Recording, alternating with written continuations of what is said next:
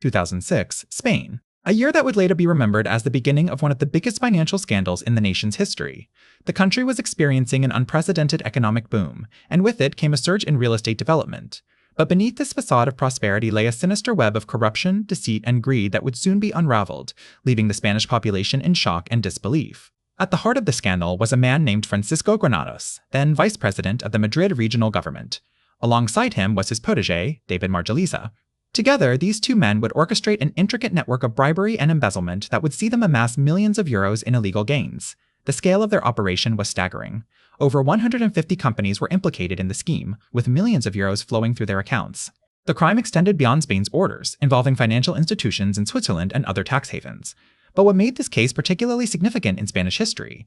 It wasn't just the size or complexity of the operation, it was the level of corruption it exposed within Spain's political establishment. Granados and Margaliza were not isolated cases. They were part of a much larger problem, one that would shake the very foundations of the country's democracy. The implications of this scandal reached far beyond the world of finance. It raised questions about the integrity of Spain's political system, sparking public outrage and demands for reform. For many Spaniards, it was a wake-up call, revealing the dark underbelly of their nation's economic miracle. As we delve deeper into this story, we will explore how these men managed to pull off such an audacious crime, who else was involved, and what consequences they faced. But above all, we will examine the broader context of this scandal, seeking answers to the question, how did Spain allow itself to become entangled in this web of corruption? At the heart of this story lies a group of men who, in 2006, were at the pinnacle of their influence within Spain's banking sector. The mastermind behind this scheme was Rodrigo Rato, a former economy minister and managing director of the International Monetary Fund. That same year, he became president of Bankia, one of Spain's largest financial institutions.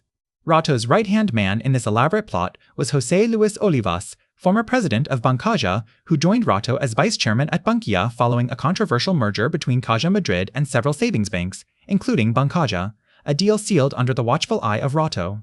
The third key player in this scandal was Ildefonso Sánchez Barcos, head of security at Bankia, who played a pivotal role in the misappropriation of funds by orchestrating an elaborate system of illicit payments to politicians and bank executives alike, all under the guise of security services. The scale of their operation was staggering. Between 2010 and 2012, Bankia secretly distributed over 15 million in cash through Sánchez Barcos to various politicians and bank executives. Meanwhile, the bank was hemorrhaging money due to risky real estate investments, ultimately requiring a $24 billion bailout from Spanish taxpayers in 2012, the largest ever rescue package for a single financial institution in Spain's history.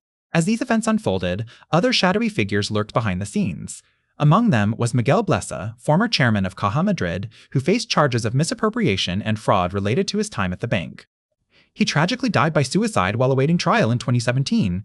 These men were not alone in their actions. They operated within a broad culture of corruption that had taken root in Spain's banking sector during the country's economic boom. As we continue our investigation, we will explore how this culture enabled them to carry out such a massive financial crime and delve into the consequences they faced once their actions came to light.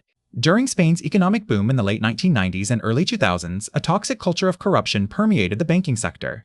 The government's deregulation policies fueled this permissive environment, which